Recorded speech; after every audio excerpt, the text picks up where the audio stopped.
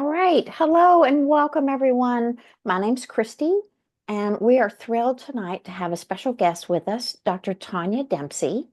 And she is a world-renowned expert not only in, chronic illness and disease, but autoimmune disorders, particularly mast cell activation. She has expertise in Lyme and a lot of these, disorders that are really hard to figure out. So getting the chance to pick her brain tonight is wonderful because she's decided to do an open Q&A session with us. So you're going to be able to ask all the questions that you'd like and get some answers. And I'm going to facilitate questions both on the Zoom where you can raise your hand by, visually if your camera is on. You can raise your Zoom hand, which is an icon at the bottom where it says raise hand.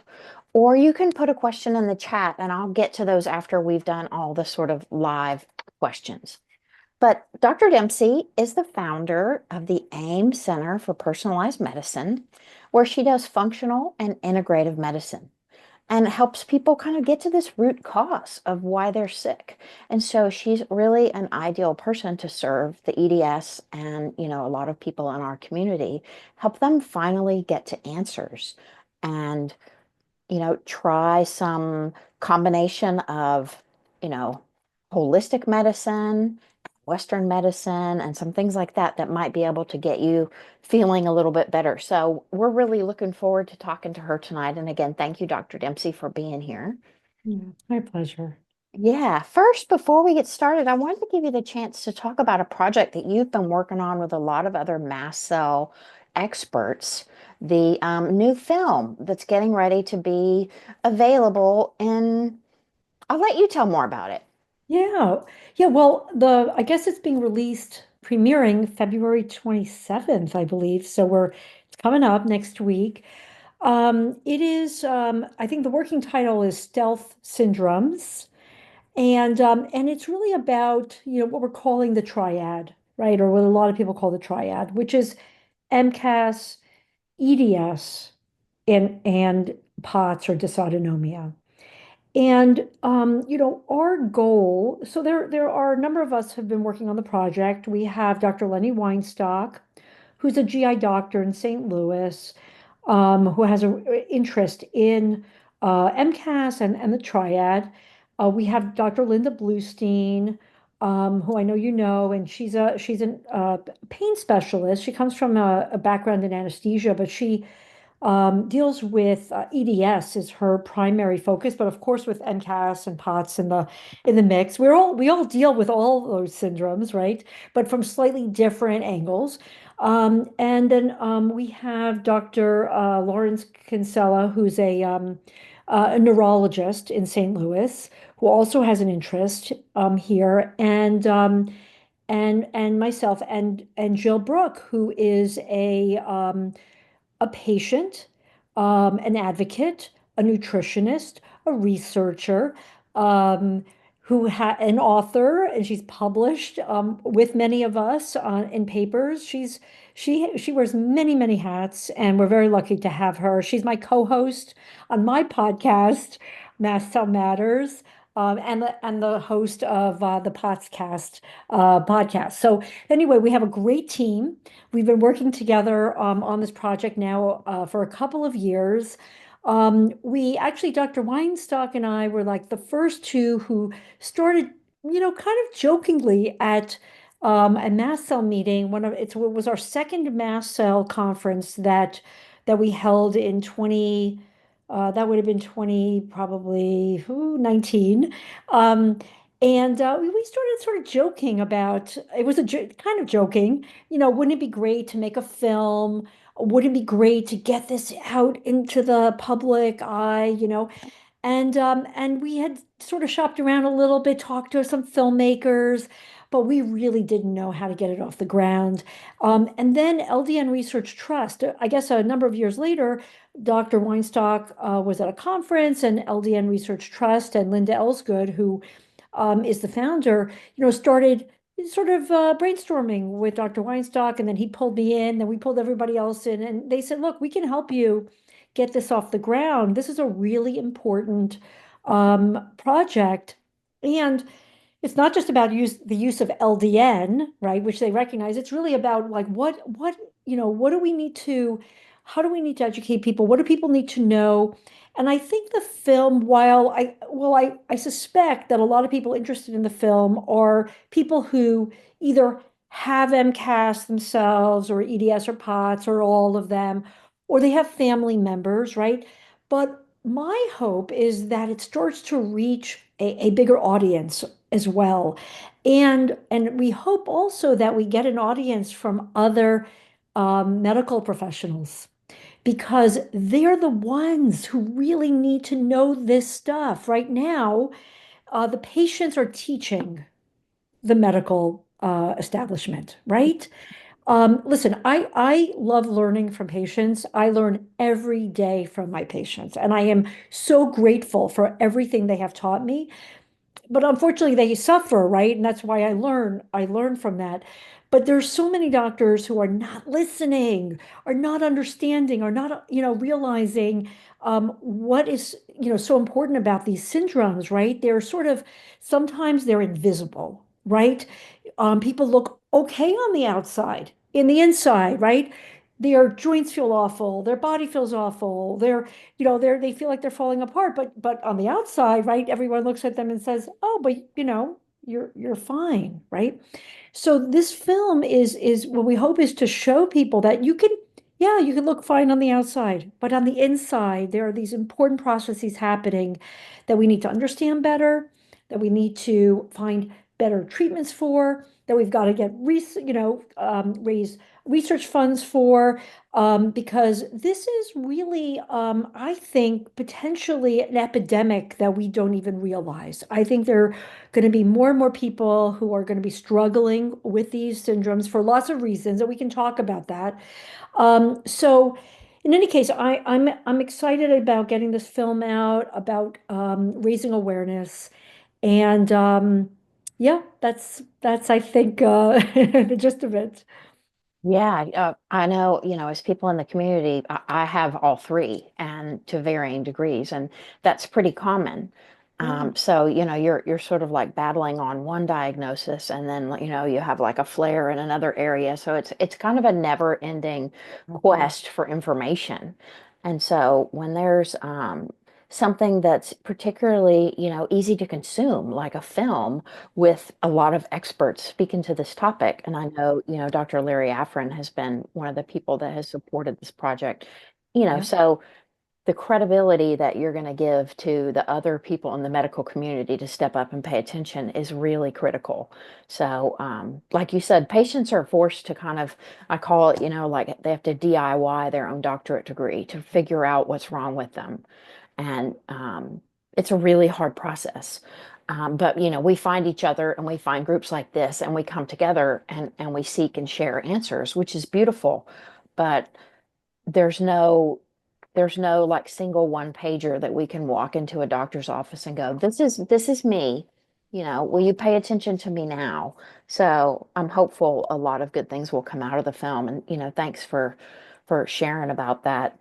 Um, Yeah. And then the other thing I'll mention too, just quickly, is that, the other part of the project, when we started the project, we wanted the film, we wanted to get it out there. But again, going back to this concept of educating medical professionals, one of the projects we're working on, in conjunction with the film, is creating a sort of living library where, and you've been helping us in that regard as well and giving us ideas. We've consulted, we're trying to you sort of compile all the information into one place so that it is easier for doctors, medical students, residents, whoever, right?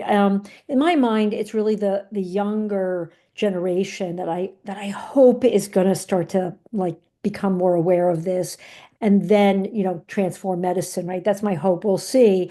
But if we can get that library out there, and help people have better access to the information. And the library is really, yeah, for medical professionals, but also for patients who are also doing this research and trying to figure out themselves, right? So that's what I'm excited about as well. yeah, great. I know originally when we had started talking about that project with your film and your living library, it was going to be like rolling in the credits. Like, if you've learned something here you want them to know more about, like here's a source, which is something that's absolutely missing today. So I'm hopeful that you're able to accomplish that and anything any of us in the community can do to help. I know we're on board for spreading the word. Thank you. So before we get started, I didn't know, would you prefer to like start with some, kind of basic Q&A and lay the groundwork, or do you want to go right into questions? Yeah, I'm open to whatever you think would be best.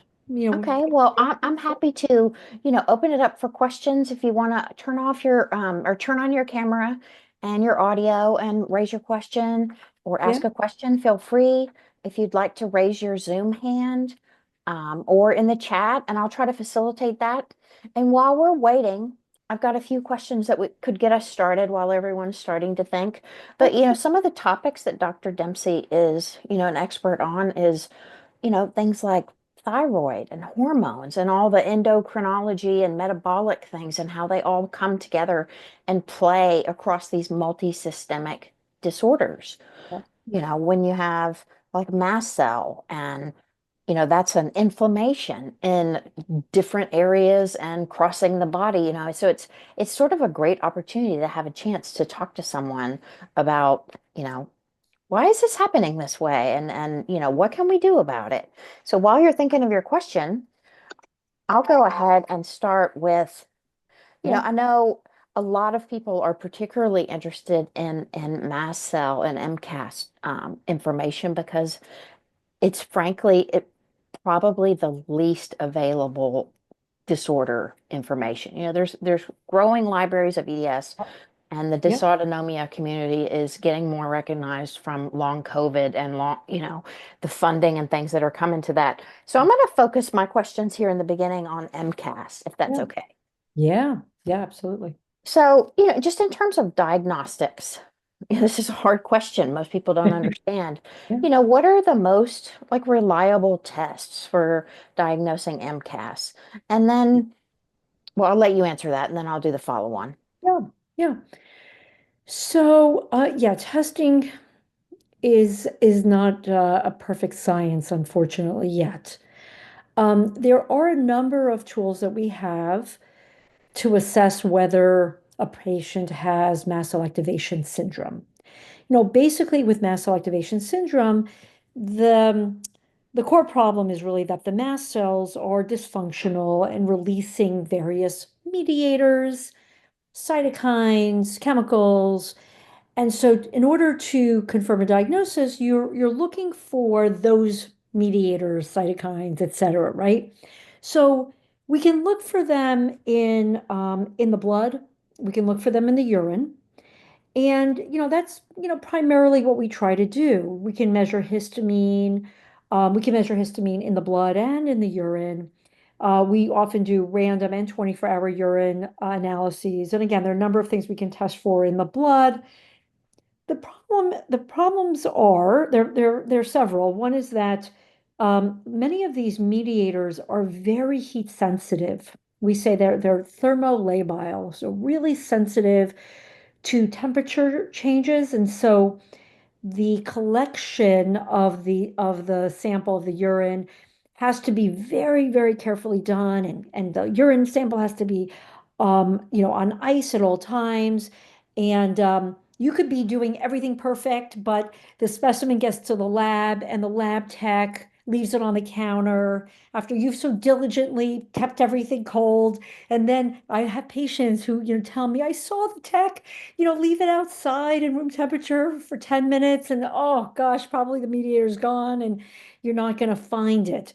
So there are challenges with that. There are challenges with labs are actually being able to run some of these tests, access to the tests, um, insurance coverage of the tests. So again, it's not easy. There are some tests that are a little bit easier. I say like you can probably get these done, and if you find one of these to be elevated, it does help you with the diagnosis. So histamine in the blood, is fairly easy to do. Chromogranin A is another mediator. Tryptase is another mediator. Sometimes I can nail it just with a quick blood test. And that's great. Often these tests have to be repeated, numerous times until we find the mediators. The most sensitive mediator by far is heparin. And heparin is a very interesting compound because it's a blood thinner. And so some people might have heard of it because they give it to you for blood clots, but mast cells are the only cell in the body that makes it. Minuscule amounts, so it's very, very sensitive. It's a very sensitive test for mast cell activation syndrome. But there are lots of labs that don't do the test correctly, or are not measuring the heparin at a low enough level to detect it. But that would be by far the best test if it's done correctly. Now, the other way to diagnose mast cell activation syndrome is through a biopsy sample.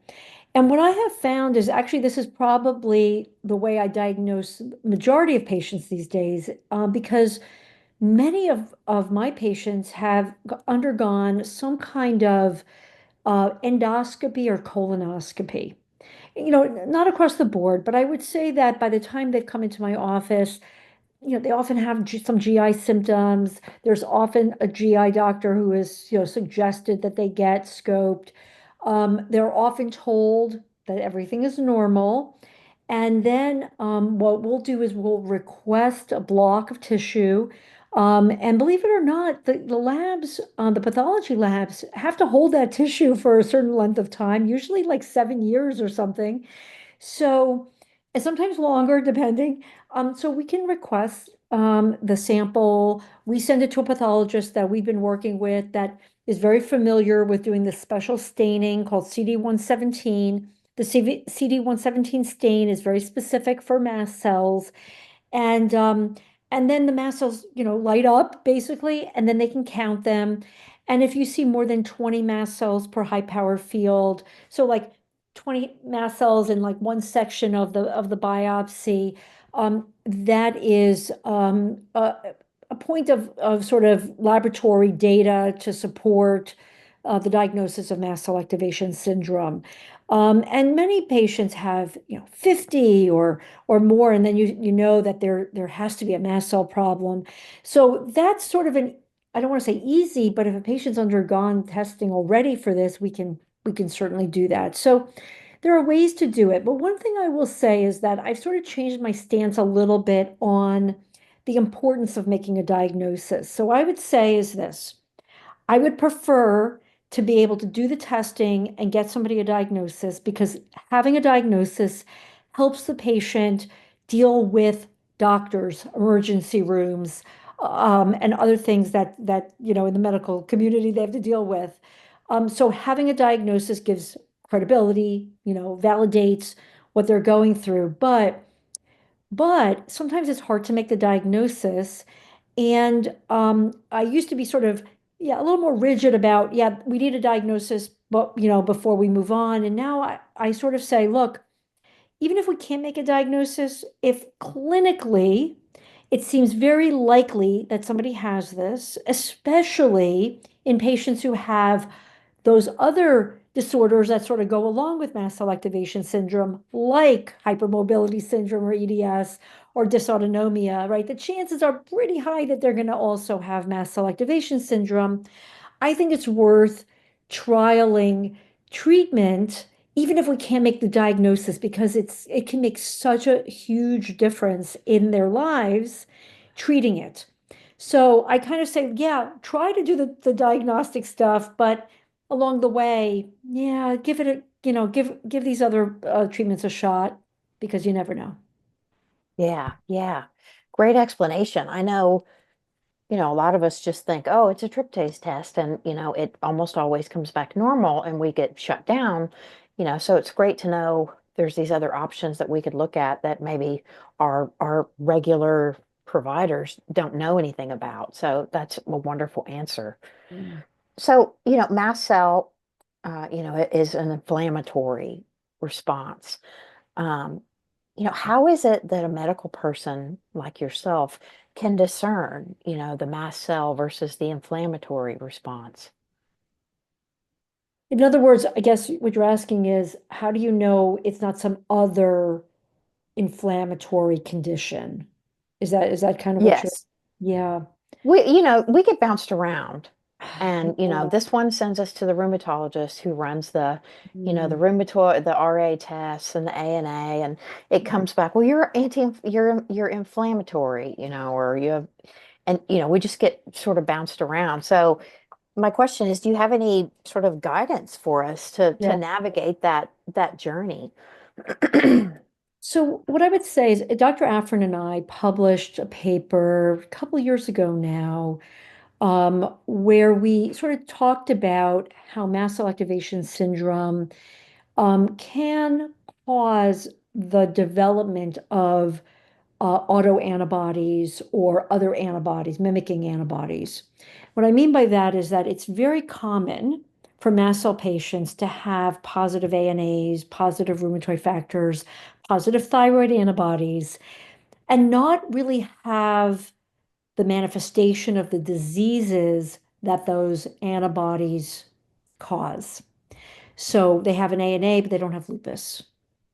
They have elevated thyroid antibodies, but they have a normal thyroid function.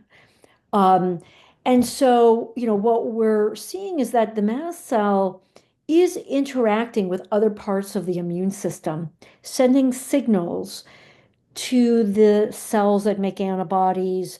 Hey, B cells, can you make some, antibodies to the nuclear receptor? Can you make antibodies to this, or can you make antibodies to Epstein-Barr? Can you make antibodies to, all these other things?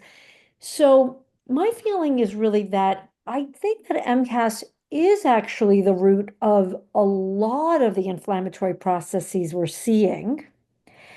Now, there may be more to the story. I don't want to say it's all MCAS, but I will say that if there's inflammation, it's hard for me to see how the mast cells are not involved, at least in part of that inflammation, if not the whole thing. And so from the autoimmune perspective, I think that people can look autoimmune-ish, but I think it's driven by aberrant mast cells, abnormal mast cells that are reacting inappropriately. That's causing them to look autoimmune, but they're not really autoimmune. Now, there are a number of other sort of inflammatory conditions that also like may not be purely mast cell related, but there seems to be overlap. There are conditions known as autoinflammatory syndromes. Those are genetic disorders that one of them is known as Yao syndrome is one, or it's based on a mutation in the NOD2 gene. And it causes tremendous inflammation. It can be linked to Crohn's disease. And there are lots of others, Mediterranean fever. There are a bunch of autoinflammatory syndromes. And so that's a process where there is an inflammatory process that's, driven by other pathways, but many of those patients have mast cell involvement that sort of, I think, exacerbates the problem, so they start to like overlap. So I guess for me, what I try to do when I'm evaluating a patient with inflammation is I try to look at it from lots of different angles. Is inflammation purely coming from the mast cells? Is it coming from some kind of genetic problem? Is it coming from infection? And mast cells get activated by infection. So again, I think the end process is the mast cells, but then before the mast cells, there may be all these other triggers that's driving that process. And so my job is to figure out where all the triggers are coming in, what triggers can we control or understand better. If someone's living in a moldy home, is that driving the mast cells, then driving the inflammation? And how do we deal with that, right? So it's really, inflammation is a tough it's a tough word. It just carries so much stuff. So I like to think about it. I use this analogy with patients of an onion, and I'm just gonna like we're gonna peel the layers until we get to the middle, until we figure out what's the real root. Yeah, yeah, the root cause, that's definitely an interesting perspective. Um, there's a raised hand, but I want to make sure that I come back to, your guidance on, patients that are sort of dealing with this complexity, like where should they go, or where could they go? And Mhm. um, so if Misha can hold on just a second, I'll see Yeah. if, is it, you're going to an immunologist, an allergist, a functional medicine, all the above, is there such a thing as guidance on where to start even? Yeah, yeah, I know that's, I'm like the chicken and the egg and, yeah, yeah. I think it's really, really tough. I think I mean, that's why we need to educate more doctors, because the problem is that if you go to a general rheumatologist, in fact, I had this interaction recently with a rheumatologist who, and I don't want to badmouth anybody, but like she claimed that she, was interested in MCAS, but by the way she was dealing with the patients and the things she was testing for and the things that she was the suggestions she had for treatment showed me that she probably doesn't really understand MCAS, right? So my job is I got to educate this doctor so that she could take better care of the patients. So yeah, I'm hesitant to say, okay, this has to go into this is the specialty that the patient needs. My experience is that doctors who are in general more integrative, it doesn't have to be functional medicine doctors, and I have my own issues with functional medicine, which I think is great. And certainly I do some of that, but I think it also can be limiting. So someone who is open, they don't have to label themselves as anything specific, but anyone who wants to understand why patients are sick, wants to understand why things are happening the way they're happening to patients, right? Anybody who has any kind of curiosity is going to be the doctor you want. Those are the best doctors because they might say, yeah, they could be a primary care doctor, they could be a specialist, but they're, sort of saying, I don't think I understand this completely, but I'm going to find the people who can help me take care of the patients. I know that's not a great answer. I don't think there are enough people out there, obviously. I mean, one of the other projects that I'm involved in, and it may be premature to even bring it up, but we're working on creating a mast cell nonprofit organization. Dr. Afrin, myself, and a number of other people. And I think that, by doing that again, and with the film and with all these other things, we are trying to find ways to publish more, get the information out there, really start to maybe even formally educate more and more people so they can take care of these conditions better rather than sort of outsourcing and dumping on other specialties. I think that in medicine, the problem with medicine is that there's this feeling that, oh, that's not my specialty. Okay, so I'm going to send you to rheumatology, cardiology. You have palpitations? Oh, that's a cardiologist. Oh, you have the right. And we have to sort of go back to basics. One of the things that I love doing, and I've always loved this, even before I understood MCAS, is like I love this idea of the family doctor, right? And that's kind of what I do now. I take care of patients' families. I have families where I'm taking care of three generations, right?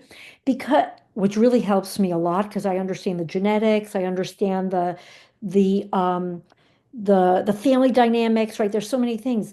But it's sort of that like family, old-fashioned family doctor who wanted to know everything about the patient and was the one that had to really think about the patient's case. They couldn't refer to anybody else because they're like, like at the country doc all by themselves, taking care of everybody. I mean, there's something to be said about that, and I think that that's kind of where medicine has gone away from, but now we need to kind of move it back. So that didn't really answer your question, but that's my dream, let's just say. It makes a lot of common sense, and I'm with you that, that solution is a little bit of a dream right now, but, Yeah, I'm hopeful. So yeah. first, I'm going to take a question from Misha, and then I'm going to ask you Barb's question from the chat. So Misha, if you want to unmute, go ahead. Okay, thank you. Hi. Appreciate appreciate you taking the questions today. I have a question I've been trying to do a little bit of research on, but I'd love to get your take and experience. I was ill with COVID last summer and had a huge uptick in my MCAS symptoms afterwards. And so I'm wondering what the process is behind that, why that is, and then with that, or in addition to why it is that MCAS, and for me, that's the trigger for dysautonomia, definitely. Why that happens with hormone fluctuations. For example, I started passing out at puberty at 12 years old. When I started perimenopause, I started going downhill. Why hormone fluctuations play such a big part in that? Great questions, very important questions.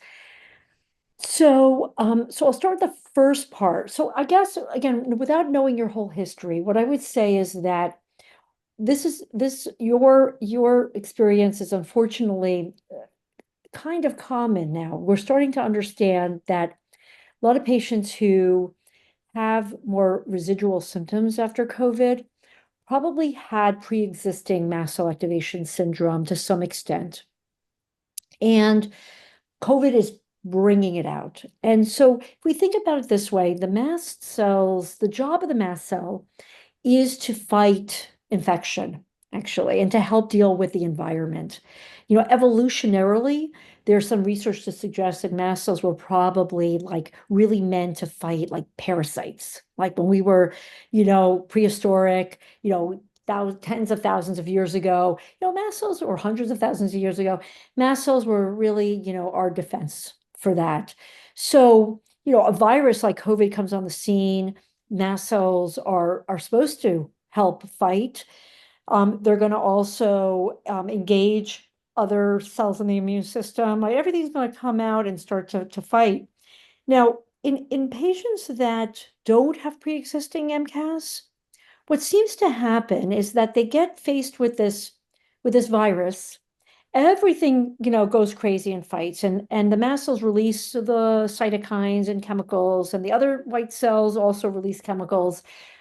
But when the virus is sort of dealt with, then everything kind of like returns to normal. The mast cells reset, and they just like sort of wait for the next attack. But in patients who've had pre-existing mast cell activation syndrome, and for some patients, it was mild, very, very mild. They didn't even know they had a problem before COVID. Sometimes they know that there's already a problem. Then they get COVID. The mast cells were already kind of activated. They were already leaking mediators. They were sort of like histamine was leaking out, or these other inflammatory chemicals are leaking out. Then COVID comes, the mast cells kick in and really fight. But the problem is that once they're in that they're even more activated, they can't reset as well because they weren't normal before. So they may reset. It may not be as bad as when you had COVID, but the baseline is still higher than it was in a normal person. So now the mast cell is just like continuously thinking that it's fighting. It just doesn't understand that the fight is over. The war's done. It's not to the mast cell. And so it's just going to keep going in this vicious cycle, which is why we see that for a lot of patients who have had COVID, using mast cell targeted therapy can be helpful.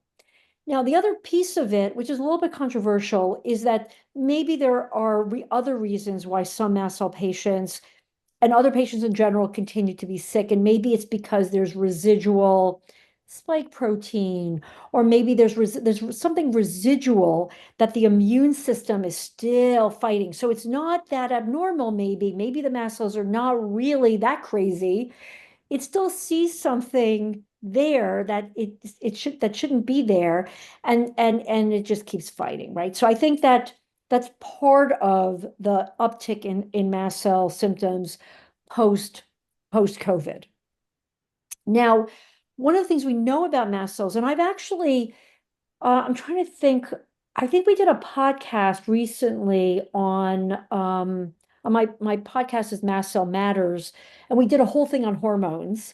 So I'll do the quick abridged version, but if you want to hear more about it, and actually I did a YouTube interview with a gentleman, his name is Gez.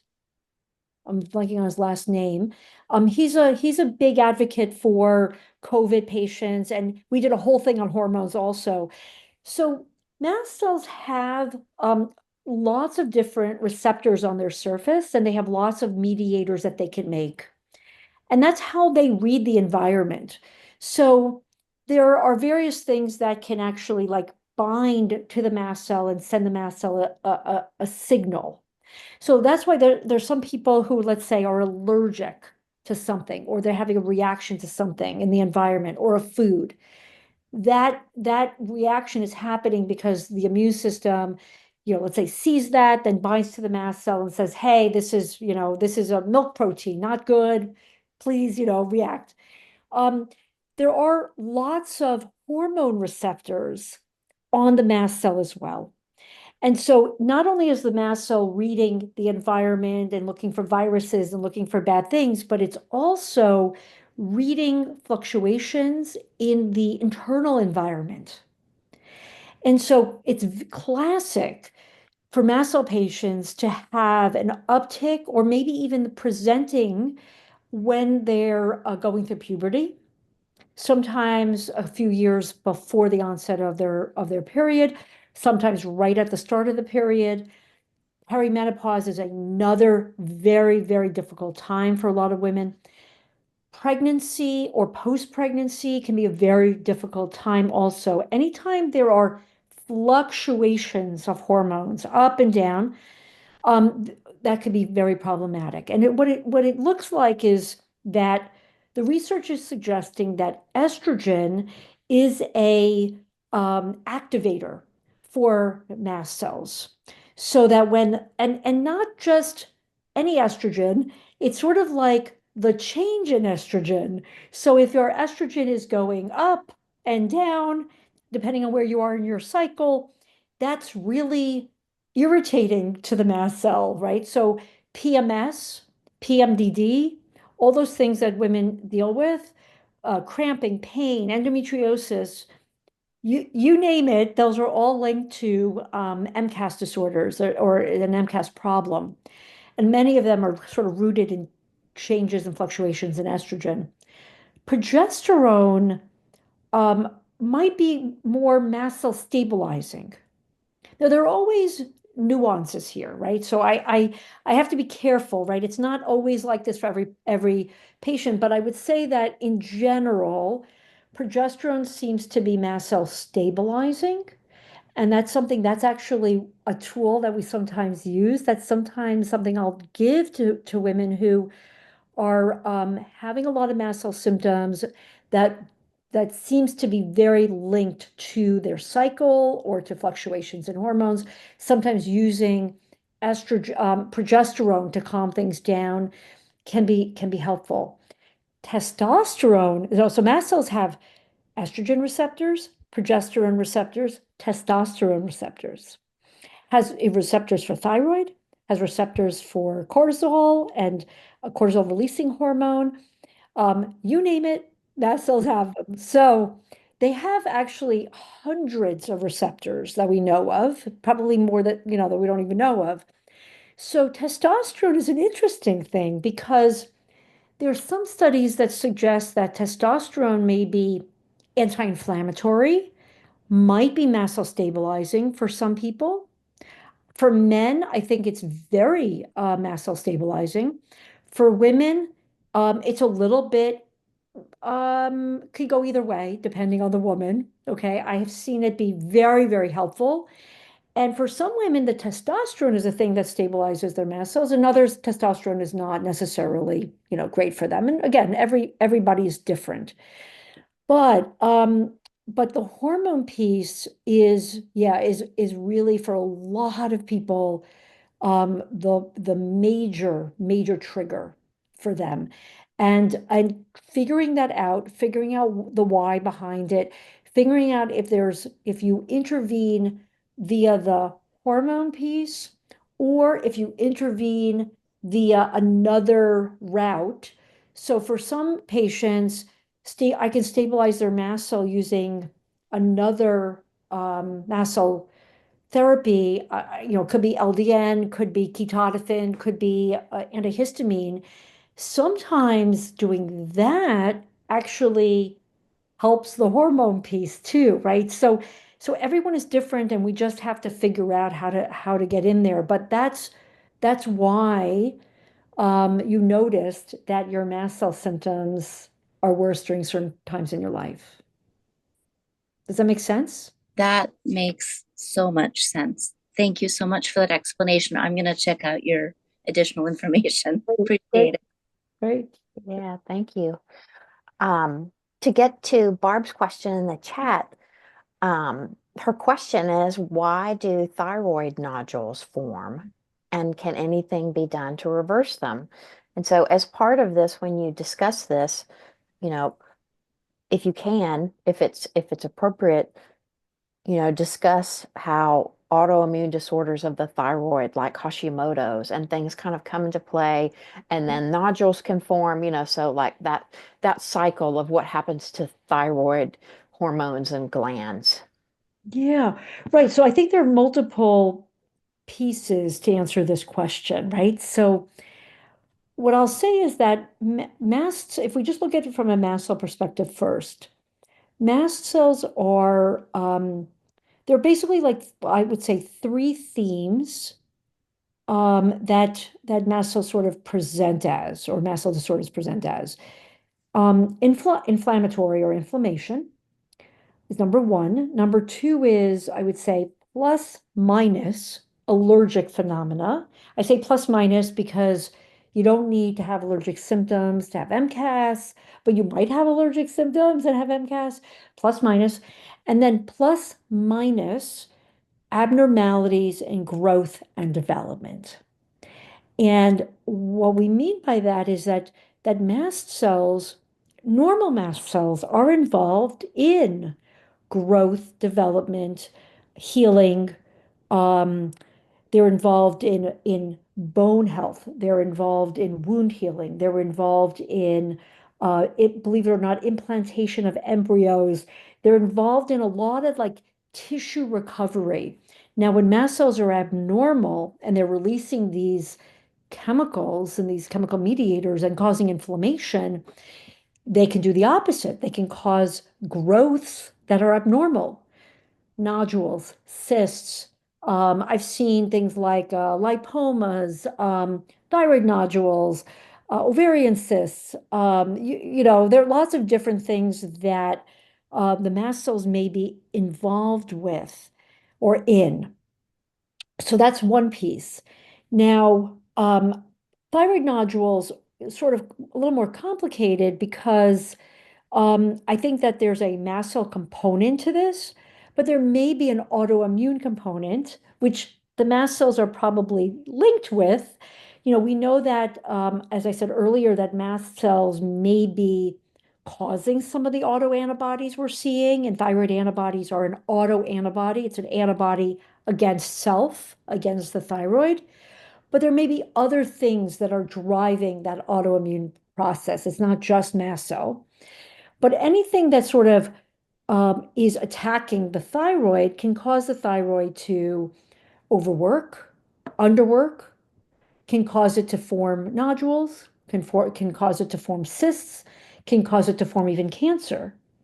So, what I would say is, the way I would answer this question is that So lots of reasons for thyroid nodules. Some of them are completely innocuous, completely like not worrisome at all. I've seen thyroid nodules and thyroid cysts come and go.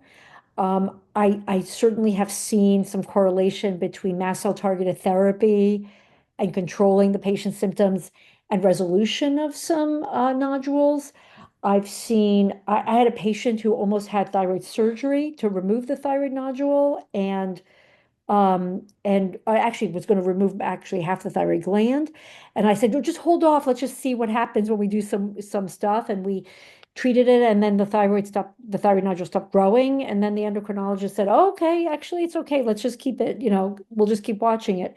So we so there are lots of different ways to address this and ways to think about it. So we do have to monitor thyroid nodules. We do have to make sure that they're not growing. We have to make sure that they're not cancerous and getting big. We have to make sure, right? There are lots of things that have to be considered with a thyroid nodule, but generally,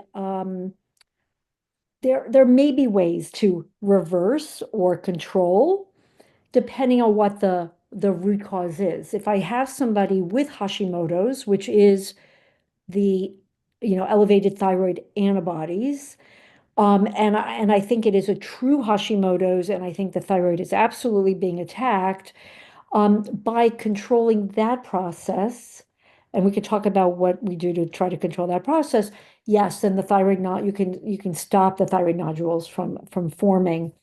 Now, if the Hashimoto's is linked to gluten intolerance or celiac, if it's linked to infections, uh, could be viruses, could be Lyme disease, could be other vector-borne infections, could be COVID, could be, I mean, I've seen it now with lots of things. You got to deal with the underlying infection or exposure or trigger. We know that toxic chemicals, mold, I said, all these things can definitely cause the immune system to go a little bit crazy and then start attacking the thyroid. So you've got to take care of those triggers. Sometimes using thyroid medication, thyroid hormone replacement, can also quiet down the antibody response and actually lead to the nodules to shrink. But I would say that this is this is nuanced and every patient is different, but that's sort of my approach. It's all so interconnected and fascinating. And, as a patient who doesn't have a medical degree, we're running off in all these directions trying to figure this out. So I'm really grateful for you helping us sort of draw these connections. But what I'm hearing from you, and I also recognize that you have another appointment and only have like 10 more minutes with us. What I'm hearing from you, and tell me if this is accurate, is that I don't know the right words to use, but I want to call it like an underlying theme Mhm. that mast cells could be the root of a lot of these kinds of issues, whether they're like, gut brain access or autoimmune or inflammatory or connective tissue, like a lot of these things. Is that accurate that there's theories working now that like the mast cell problem might be kind of the cause of the root of all this illness evil? Yeah, I think that I have to be careful, right? Yeah, Because and right? Also, because I don't want, my colleagues to think I'm crazy, that I think everything's mast cell, right? Once you see right, that through the right. lens, you think everything that's what it is.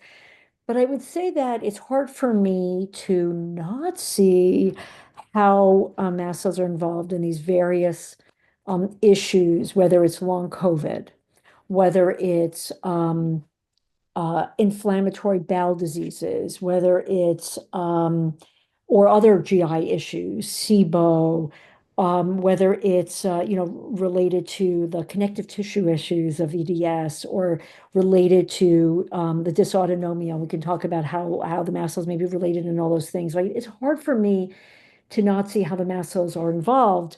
What I think is important, though, is that I don't think it's the mast cell only that's causing all these conditions and all these issues of inflammation, but the mast cell is sort of it could be a lead in the driving. It could be like could be a associated. There could be other cells involved.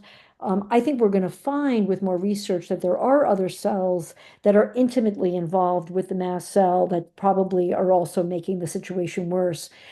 But I think what's important to note is really that we live in a really toxic world. I hate to like get kind of depressing here, but it's really not good. We have microplastics in our body. We know that, right? That's pretty much like been shown. It's in our brains. It's everywhere. Quite a lot is what they're showing, right? So we have microplastics. We have petrochemicals we're exposed to. We have wildfires in some locations. We have and all the stuff that comes from that and all the chemicals that were released. We have, I mean, mold, in homes that are built, not properly. The list goes on, right? The food supply, the glyphosate. I just could, just go on and on. So the problem, I think, is that our immune system, I started saying earlier that, mast cells evolutionarily were really like, hey, there's a parasite, I got to deal with that, or there's a bacteria, because, prehistoric man and, tens of thousands or hundreds of thousands of years ago, humans mostly had to worry about, right, infection was really one of the main things. And of course, getting killed by, wild animals or there's all these other things that they died from. But generally speaking, infectious diseases was really like at the top of the list. So what has happened is not only do we have infectious diseases now, but we have all these other things that we didn't have 100 years ago, 150 years ago, 200 years ago, right? And so we have not adapted yet, really evolutionarily. And so we have these mast cells that are like, yeah, this doesn't look good. This is, it's not a parasite, but it's bad. And so I think that I don't know if this is answering your question, but I really think that in a way, this is why I mentioned that I think we have an epidemic on our hands. The more people that get exposed to lots of things, including COVID, including lots of these chemicals, the more we're going to see how the immune system is going to become more dysfunctional in more people and then cause more and more chronic disease. Sorry, didn't mean to No, interrupt you. it's the reality that probably everyone on this call lives with. And, we want to believe that we're going to find the right specialist and they're going to find a treatment that's going to, kind of unwind this thing. But you're absolutely right. I mean, the things that are in our environment and our food supply, and, like the things that we eat off of, and, all of those things were not intended for a human body. And they're doing damage, and this is one of the ways that this is coming about, and they're learning, like the microplastics alone is kind of fascinating in a really sad way of, Understand. like we did this originally for like our convenience to have like Tupperware, and now, yeah, so that's a whole nother discussion, and I want to be respectful of your time. um I But really appreciate that. Go ahead. I'm so sorry. But what I want to say is that even though that sounds all depressing, I still have a lot of hope. And I still think that individually, we can control some things. We can think about things. It's not perfect, right? We don't live in a perfect world. We can't be perfect. But I really think that there are small things that we can make changes with, right? Don't use plastic bottles with water in it. Don't use pans with Teflon. Um, make small changes, have an air purifier in your home, because I think these small changes can make a big difference in overall health. So that's just my little, Well, you just took away my last question, which was, like your top recommendations on what we can do to kind of, better all of these chronic conditions. And, whether it's habits or supplementation, movement, all the things that I call the hard habits, they're the things that work, and they're things you have to stick to and do on a regular basis. That they cost you one of your resources of time, energy, money, something like that. And so it's a big effort. Any, last thing you want to add on that? And again, thank you so much. I'm getting a lot of thank yous and very Oh, interesting, and thank it's been you. great in the chat. And thank you all for joining. I know we could probably continue this for a lot longer, and so um, Well, there's more information. I'll have to come back sometime. That's Yeah, all. I would love that.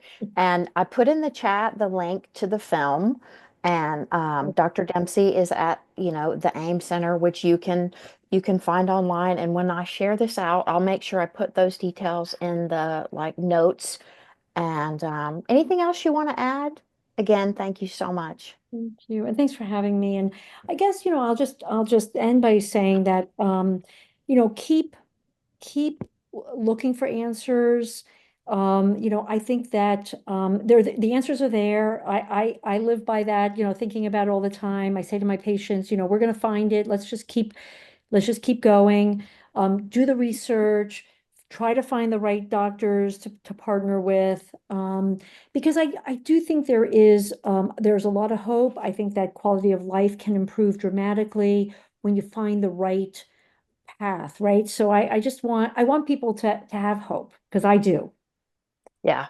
I know I try to provide hope for, the community of people that I surround myself with, because it's critical to keep you searching and looking for answers and finding new friends who have new information, and, all the wonderful people who are, on this call and part of the community, whether it's on social media or, I personally believe until medicine figures this out, which may be, like for my grandchildren, but, connection is really like a cure. I mean, us finding each other is really a cure. So I'm grateful to be connected to all of you. Thank you so much. And I hope that you all stay well and fight off all the bugs that are going around in the winter and the cold. And Yeah. thank you all again so much. Thank you, everyone. Thank you, Thank Christy. you. Really appreciate Thank you. you. Thank you. Bye-bye.